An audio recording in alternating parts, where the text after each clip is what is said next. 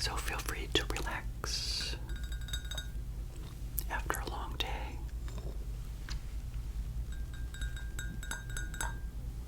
And join me for yet another episode of ASMR Money Mentor. So this week we have been talking about the Algebra of Wealth, a simple formula for financial security by Scott Galloway. On the previous episode, I talked through the first couple of chapters. And we'll be continuing on and talking through some nuggets of information that I learned through reading the book. But first, before we go there, I just thought I would provide a few triggers, maybe just a couple. Do you remember this one that I did before?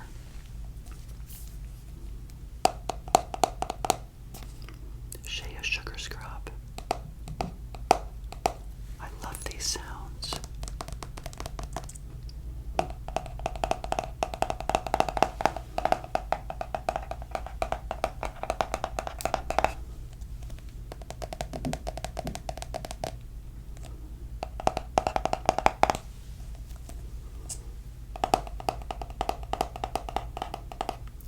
Relax.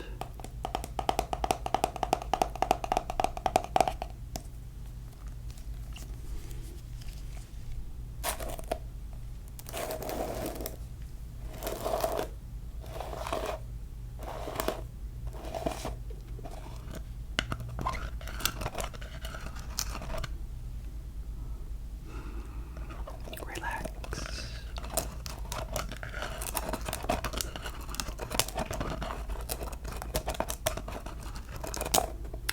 This is coconut lime.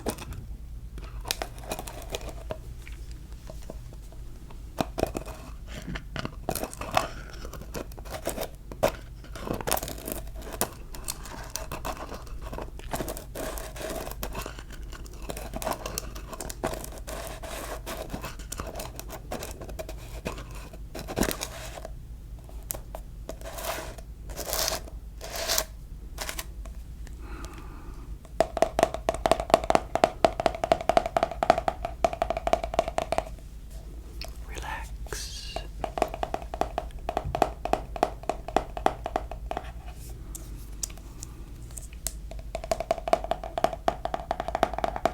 Relax.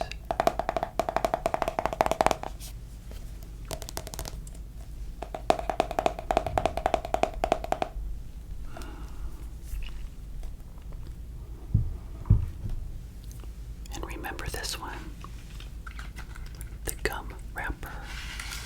I have to be careful with this one because it's really loud.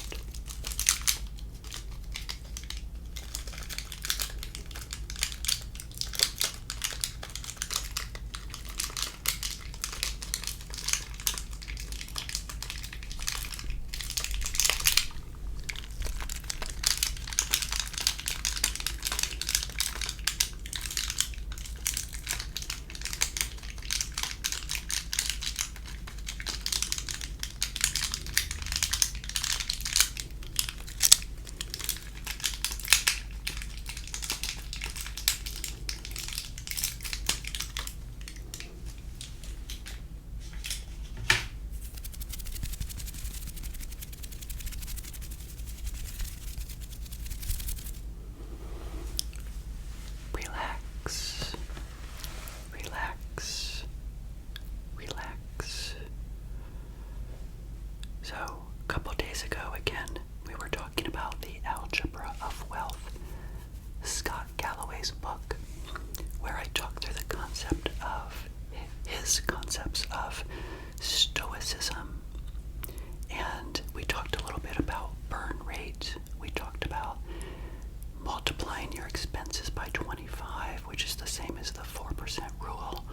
All of these things are important for you guys as you're building your wealth, because as I mentioned the other day, it gives you then the why of what you're doing, not so much from a psychological level like the why for family, etc., but it does give placement of money in terms of, we're earning our income and we are then taking that income, hopefully a lot of it, our earned income, and putting it into one of two different areas, remember. Either passive income, and that could be in the form of business or real estate, or it could be what I did, which is putting it into portfolio assets or investments that then also generate income for you over time and keeps up with inflation, etc. So income alone, in most cases, Scott Galloway mentioned that most people can't really build wealth on their income alone, but that income, however, is the model in which we follow to do other things with money. And so, as I mentioned, we're going to move on, and for some of this I'm going to open up and read in the book and do some page turning for you as well. I know a lot of people like page turning ASMR.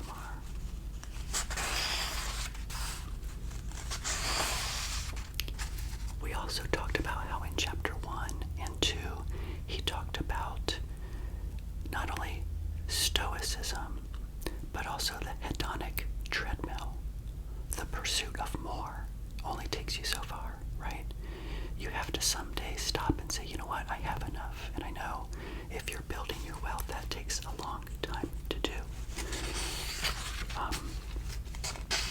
But I wanted to move forward a little bit and talk through some things that he mentioned here as well about The 7 Habits of Highly Effective People by Stephen Covey. There's 3 ways in which we can relate to other people: dependence, independence, or interdependence. Now, it's hard to build wealth alone.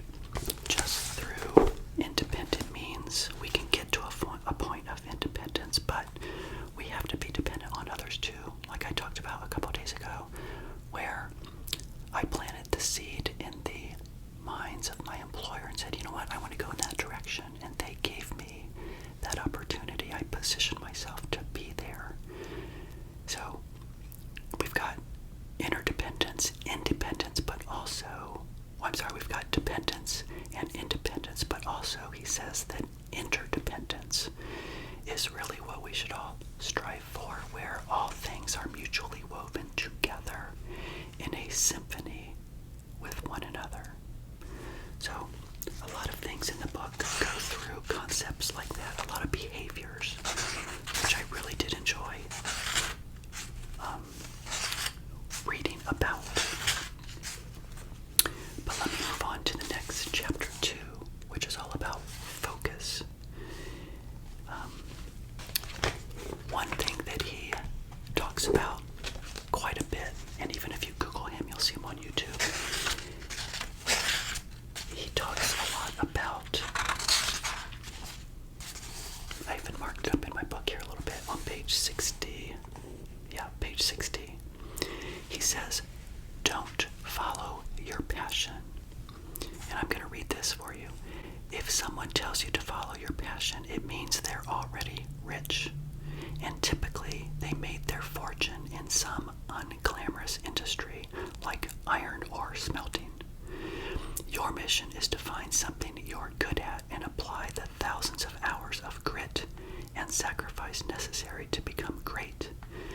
As you get there, the feeling of growth and your increasing mastery of your craft, along with economic rewards, recognition, and camaraderie, will make you passionate about whatever it is. Now, before I give my thoughts on that, I also want to mention that on page 63 he says, follow your talent. So, he's very, very strong, Scott is, in his opinions about what I just mentioned. And in fact, I think I've talked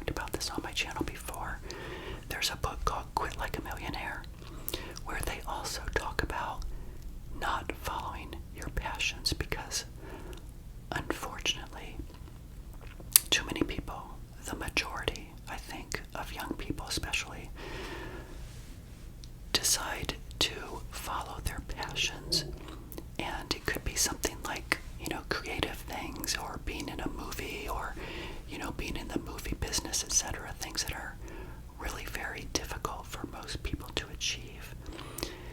And Scott goes on to say that you would have to be so, masterful in your skills in that area of passion that you would really have to be in the top 1% to make it. The other 99% of people that try that will fail. So he's giving a hard check reality to people to say, you know what, wake up.